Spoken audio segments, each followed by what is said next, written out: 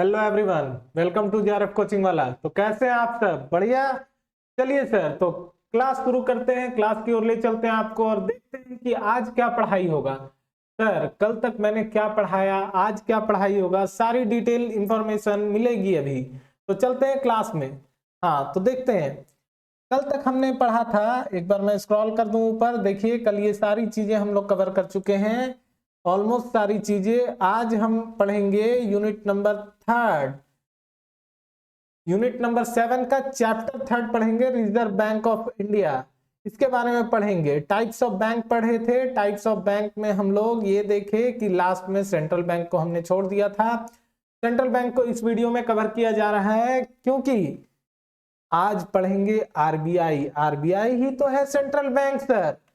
तो भैया अगर आरबीआई ही सेंट्रल बैंक है तो दो नाम क्यों? तो आपके नाम नहीं है घर में गोलू मोलू चुन्नू मुन्नू और बाहर ये स्टाइलिश नाम रखे हो? तो जब आपके पास दो नाम आपके हैं तो रिजर्व बैंक को भी सेंट्रल बैंक बोलते हैं। खैर ये जोक सपाट, सेंट्रल बैंक इसलिए बोलते हैं कि क्योंकि ये सारे बैंक का सेंट्रल है, हेड है ना। और इसका नाम रिजर्व बैंक ऑफ इंडिया है। तो रिजर्व बैंक ऑफ इंडिया क्या है सर? देखते हैं। रिजर्व बैंक ऑफ इंडिया को एक लाइन में समझे तो ये पापा है, पिताजी है, अब्बू जान है। किनका? सारे बैंकों का। तो हम लोग देखते हैं कि सेंट्रल बैंक, अब्बू जान को थोड़ा डिटेल में जानेंगे या आपके पापा श्री हैं तो डिटेल में जानेंगे। The reserve bank of India is the central bank of our country. ये हमारा सेंट्रल बैंक है देश का। Each country has a central bank. हर देश का अपना अपना सेंट्रल बैंक होता है। सिंपल सी बात है। Regulate all the other bank in that particular country. आप ही सोचो, एक सिंपल सा एग्जांपल मैं लेता हूं कि अगर आपके घर में आपके मॉम, आपके डैड अगर गार्जियन नहीं है तो आपको नहीं लगता कि बिगड़ते वक्त नहीं लगेगा? तो चीजों को कंट्रोल करने के लिए आपको अच्छी परवरिश एक कंट्रोल्ड इन्वायरमेंट में प्रोवाइड करने के लिए कोई तो रेगुलेशन में बैठा है, चीफ मिनिस्टर और गृह मंत्री, मॉम एंड डैड। तो बैंकों को रेगुलेट कौन करेगा भैया? हाँ, तो बैंकों को रेगुलेट कौन करेगा? तो बैंकों को रेगुलेट करने के लिए भी बैठे हैं बैंक के पप्पा, central bank. In other word में भी देख लेते हैं क्या बोला जा रहा है भाई। The central bank of country may also be known as bankers of bank. बिल्कुल, बोले तो सारे बैंकों का ये बैंक है। बैंक को कोई भी दिक्कत हो आपके लाइफ में, एकदम आप अपने लाइफ से चीजों को रिलेट करके पढ़ते हो यारो, तो चीजें याद रहती है। आप जब एग्जाम में बैठोगे ना, क्वेश्चन बनाओगे, ब्लैंक हो जाते हैं। 50 60 100 क्वेश्चन पढ़ने के बाद क्वेश्चन ब्लर होने लगते हैं। आप वहां पे आपका माइंड थक गया होता है। तो आप क्या करते हो? जो चीजें सुन के रखे हो, जो चीजें कहीं कॉन्शियस माइंड में आपका सेट है, वो वहां क्लिक होता है। हम लोग बोलते हैं पता है यार, तुक्का लगाए थे 20 क्वेश्चन, उसमें 12 15 सही हो गया। पॉइंट ये है कि वो तुक्का नहीं है भाई, वो एजुकेटेड गेस है। आप कभी ना कभी उन चीजों को पढ़े हो, वो आपके दिमाग में हिट किया। कुछ चीजें तो प्रॉपर तुक्का है, कुछ नहीं जान रहे थे उसके बारे में और वो टिक कर दिए, जय माता दी वाले ऑप्शन लगा के या अपने भगवान ईश्वर अल्लाह को याद करके टिक कर दिए। वो पॉइंट नहीं है। पॉइंट ये है कि अगर कुछ क्वेश्चन आप पढ़ते हो ना, आपको फील होगा कि अरे यार ये 1956 ही लग रहा है, 1956 क्यों लग रहा है यार, छोड़ो, कर देते हैं। तो जब आपको ये फील आ रही है, मीन्स कहीं ना कहीं आप सुन रखे हैं कि इसका आंसर 1956 होना चाहिए।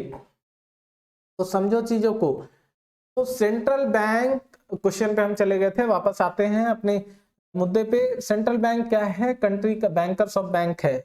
मतलब सारे बैंक को रेगुलेट करता है, डायरेक्ट करता है। कोई भी परेशानी होती है तो साथ देता है। जैसे कि आपके घर पे आपको कोई भी दिक्कत, कोई भी प्रॉब्लम होगा तो आपके पेरेंट आपका साथ देंगे, और जिससे आप साथ का एक्सपेक्ट कर रहे हो ना, वही प्रॉब्लम है। बाकी समझो मैं किसकी बात कर रहा हूं। हाँ, तो इट प्रोवाइड असिस्टेंस। आप सोचते हो कि सर क्यों आप ताना मारते रहते हो? मैं ताना नहीं मार रहा हूं भाई, मैं बता रहा हूं कि जिसको आप सुबह शाम खाना खाए नहीं खाए पूछते हो ना, आपका वो बाबू सोना वो इंसान मार के खा जाएगा अगर उसको भूख लगेगा। तो अपने करियर पे ध्यान दो, अपना करियर संवारो, वैसे वैसे 10 12 आएंगे। सेलेक्ट एक ही करना, 10-12 गलत है। हाँ, तो it provide assistance to the other bank of country and manage the financial system of country under the supervision of government। Government के देख रेख में पूरा फाइनेंशियल सिस्टम को देखता है, कंट्रोल करता है आरबीआई। हाँ भाई ये तो है। अब हमारा जो चैप्टर 3 था वो टाइप्स ऑफ बैंक का एक पार्ट छूटा हुआ था, वो मैं वहां कवर कर दिया और उसका डिटेल यहाँ पढ़ना था, इसलिए मैं उसे छोड़ के रखा था ताकि आपकी रिवीजन हो, है ना। गुड। तो अब हम लोग आते हैं रिजर्व बैंक। तो रिजर्व बैंक कब आया सर, कैसे आया, इस सब कुछ का तो एक इतिहास है, हर किसी का कुछ ना कुछ पास्ट है भाई। जिस दिन खुलेगा दिक्कत तो होगा, इसका भी मैं खोल रहा हूं। तो क्या सीन है, on the recommendation of Hilton young commission. आप सोचते हो कि सर इतना आप स्टैटिक टाइप का क्यों लिख देते हो सब जगह, डेट्स और ये और कमीशन। क्वेश्चन यही सबसे उठता है ना भाई, इसीलिए लिख देता हूं। हिल्टन यंग कमीशन के रिकमेंडेशन से आरबीआई गठित किया गया, एस्टैब्लिश किया गया अप्रैल 1, 1935 को। In accordance with provision reserve bank of India, एक सेकेंड, हाँ, reserve bank of India act 1934। Okay, हम लोग ये पढ़ रहे हैं कि हिल्टन यंग कमीशन बैठा, उसमें रिजर्व बैंक ऑफ इंडिया को स्टैब्लिश किया गया 1 अप्रैल 1935 को। इनके अकॉर्डेंस में, किनके, तो reserve bank of India act 1934, है ना। अब आते हैं हम लोग, सेंट्रल ऑफिस कहाँ है। तो central office of reserve bank initially established इन कोलकाता। शुरुआत में भाई कोलकाता में था, क्योंकि कोलकाता पहले हब हुआ करता था सब कुछ का, तो सेंट्रल बैंक का ऑफिस, हेड ऑफिस वहीं था। लेकिन बाद में इसको मुंबई शिफ्ट कर दिया गया परमानेंटली। कब शिफ्ट किया गया, यहां भी सर आपने डेट चिपका दिया। डेट याद रखो, बता रहा हूं बार बार कि डेट्स याद रखो, कल को एनिवर्सरी भूल गए खाना नहीं मिलेगा। तो यहाँ भी डेट्स याद रखो ना भाई, एग्जाम है, इससे तुमको पैसे मिलेंगे, पास हो जाओगे जेआरएफ तो, है ना। अगर आप समझो जेआरएफ करना बहुत जरूरी है। क्यों जरूरी है, क्योंकि गवर्नमेंट आपको लूट रही है ना कहीं, आप भी लूट लेना भाई, स्टाइपेंड मिलता है। Through originally privately owned since nationalised 1949। शुरुआत में ये प्राइवेट टाइप का था, बाद में ये नेशनलाइज हुआ। कब हुआ सर, आपने फिर डेट चिपका दिया, 1949 में हुआ। डेट्स याद रखना, बता रहा हूं, बाद में मेरे को बोलोगे सर भूल गया था, ऐसा नहीं है। तो डेट्स याद रखना।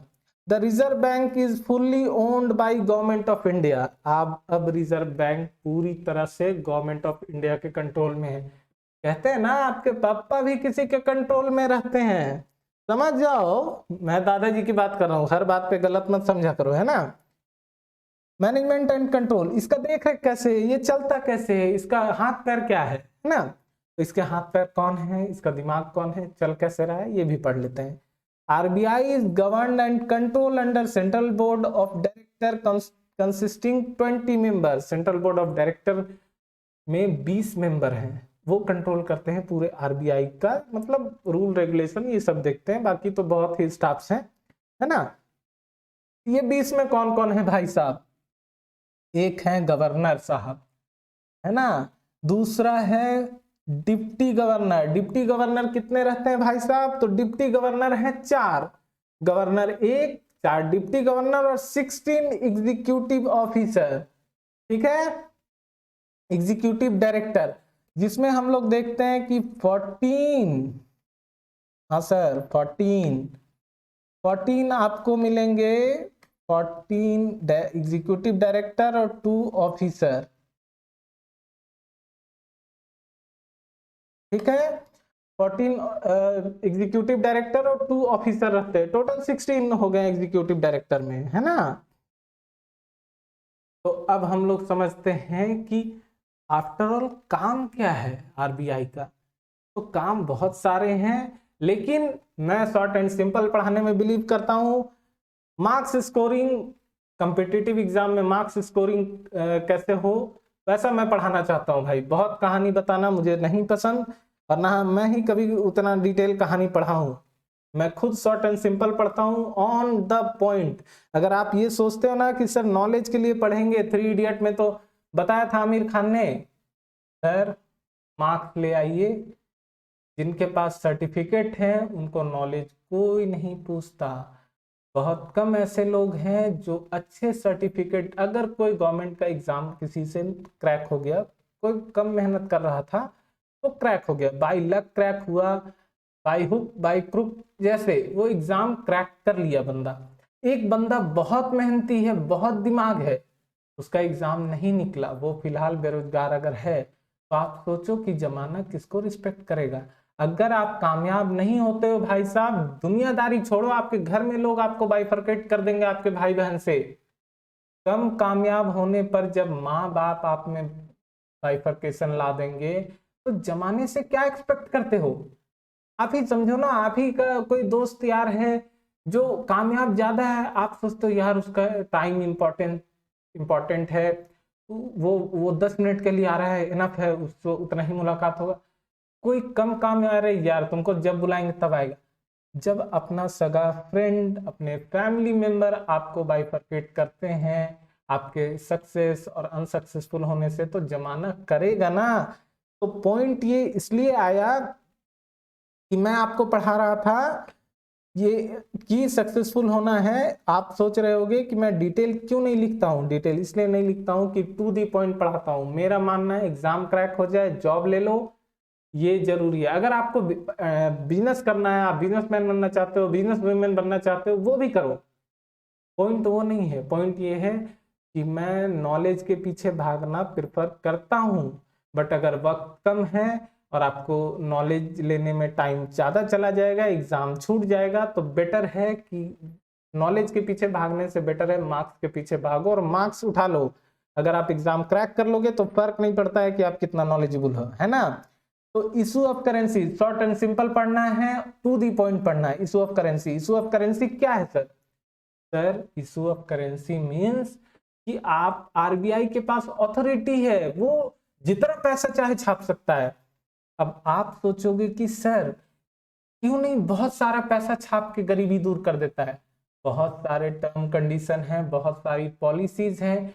जो भी कंट्री ऐसा कुछ ट्राई की, उनका पूरा इकोनॉमी कोलैप्स हो गया। मुझे कंट्री का एग्जैक्ट नाम याद नहीं है, उस कंट्री का मैं कुछ वीडियोस देखा था, उसमें लोग थोड़े थोड़े सामान खरीदने के लिए भर भर के वो रिक्शा ठेला ये सब में पैसे लेके जाते हैं कि उनको थोड़ा सा ब्रेड बटर ये मिल जाए। आप सोचो कि पैसा बहुत लोगों के पास हो गया और प्रोडक्ट नहीं अवेलेबल है, तो ये बहुत बुरा क्राइसिस है। ये क्राइसिस ना आए इसलिए बहुत ही कंट्रोल्ड वे में चीजों को करना पड़ता है। तो आरबीआई मनचाहा पैसा नहीं छाप सकती है, ठीक है, लेकिन आरबीआई के पास करेंसी इशू करने का अथॉरिटी है। तो पहला काम उसका है करेंसी इशू करना, है ना। दूसरा bankers to the government, government का कुछ भी चीज हो, हम लोग टैक्स ही भरते हैं, तो गवर्नमेंट का कहाँ भरते हैं? गवर्नमेंट का क्या नरेंद्र मोदी जी के अकाउंट में? हमारे प्रधानमंत्री जी जो हैं नरेंद्र मोदी, श्री नरेंद्र मोदी, क्या उनके अकाउंट में? प्रधानमंत्री सीट के लिए जो लड़ने को तैयार हैं, अगर वो बन गए गलती से भी, क्या उनके अकाउंट में पैसा जाता है? नहीं। और उनके अकाउंट में भी पैसा नहीं जाता है, वो पर्सनल अकाउंट उनका नहीं होता है। तो गवर्नमेंट का पूरा चीज आरबीआई देखती है। तो bankers to the government, government का सारा चीज आरबीआई देखती है, फिनेंशियल चीज, है ना। चीज मतलब फिनेंशियल, भाई इधर उधर मत सोचो, एनी टाइम इधर उधर सोच लेते हो यार। बैंकर्स टू द बैंक, मैं तब से बता रहा हूं कि बैंक लोग का पप्पा है ये सारे बैंक। अगर आपको लाइफ में कोई भी प्रॉब्लम होगा तो आपके लिए आपके पापा खड़े रहेंगे। इसी तरह बैंक को कुछ भी इशू होता है तो बैंक के पापा मतलब आरबीआई खड़े रहते हैं, इसलिए ये बैंकर्स टू द बैंक है। बैंक को रूल रेगुलेशन, डांटना फटकारना, उस जरूरत पड़ने पे संभालना, सब कुछ बैंक ये आरबीआई करता है, इसलिए ये बैंकर्स टू द बैंक है। Custodian of foreign exchange reserve क्या है भैया? फॉरेन एक्सचेंज रिजर्व रखता है ना, ताकि कल को कुछ आपको खरीदना पड़े। आपको क्या लगता है कि आप कोई कार खरीदने जा रहे हैं फॉरेन से? हमारे धोनी जो है झारखंड से, उन्होंने हमर कार खरीदा, तो क्या वो रुपीज में पेमेंट किए? नहीं।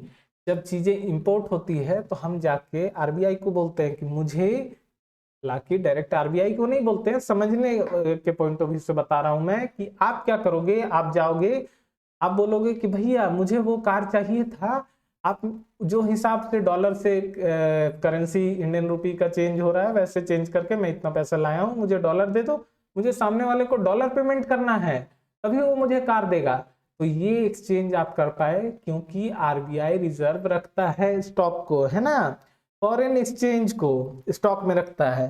कंट्रोलर ऑफ क्रेडिट, मन चाहा लोन मार्केट में बैंक दे दे, मन चाहे रेट पे दे दे, कर सकता है ना? नहीं कर सकता है। मन चाहा लोन दे देगा तो लोग के पास बहुत पैसा हो जाएगा, फिर वही दिक्कत होगा। अगर लोन का रेट बहुत हाई कर देगा तो मार्केट में बहुत पैसे की कमी हो जाएगी, फिर दिक्कत होगा। तो कितना लोन रेट होगा, कितना चीजें होंगी, वो सारा क्रेडिट का सब कुछ, कितने रेट में प्रोवाइड होगा, कितने में आप डिपॉजिट लोगे, ये सब कुछ बताता है आरबीआई। हमेशा पिताजी गाइड करते हैं, बात समझो नहीं समझो भाई, नहीं समझोगे तो पछताओगे। तो इसी तरह जो बैंक नहीं आरबीआई का बात मानता है या तो उसको वो डूब जाता है या उसको प्रॉब्लम होता है, पेनाल्टी पे करने होते, चीजें होती है। Collection and publication of data, बिल्कुल आरबीआई बहुत सारे डाटा को कलेक्ट करता है और पब्लिक के लिए पब्लिश भी करता है, ताकि वो डाटा से हेल्प हो सके, लोग इकोनॉमी को समझ सके, रिसर्चर बहुत हैं जो उसको यूज कर सके, है ना। अब हम देखते हैं रोल ऑफ आरबीआई। रोल क्या क्या है भाई साहब, इसका रोल क्या है? घर में पापा का रोल क्या होता है, देखते हैं। बैंक के पापा का रोल क्या है? मेंटेन मॉनेटरी स्टेबिलिटी, बताए ना, आपको कुछ भी जरूरत होगा चीजें बैलेंस कर लेंगे पिताजी। देश में मॉनेटरी मतलब पैसों की स्टेबिलिटी मेंटेन रहे, ये इसका रोल है। मेंटेन फिनेंशियल स्टेबिलिटी, फिनांसेस पूरे स्टेबल हो कंट्री में, ये आरबीआई देखता है। Maintain stable payment system, stable payment system हो, ये भी आरबीआई देखता है। Regulate overall volume of money, money का जितना वॉल्यूम है सबको रेगुलेट करता है आरबीआई, है ना। तो चलिए आज हम लोग आरबीआई समझ गए। अब हम लोग नेक्स्ट क्लास में पढ़ेंगे, आते हैं देखते हैं नेक्स्ट क्लास में हम लोग क्या पढ़ने वाले हैं। नेक्स्ट क्लास में पढ़ने वाले हैं फिनेंशियल मार्केट को, जिसमें हम लोग मनी मार्केट और कैपिटल मार्केट पढ़ेंगे। तो अभी आप फटाफट, आपको याद होगा कि आरबीआई कब आया, कौन से एक्ट में आया, क्या क्या चीजें हुई, सारा डेटा, उसका काम क्या है, ये सब कुछ आपको पता होगा, है ना। तो ये हम लोग आज का क्लास करते हैं खत्म। और आज के क्लास में हम लोग ये तो पढ़ लिए कि 20 मेंबर है, 1 गवर्नर, 4 डिप्टी गवर्नर, 16।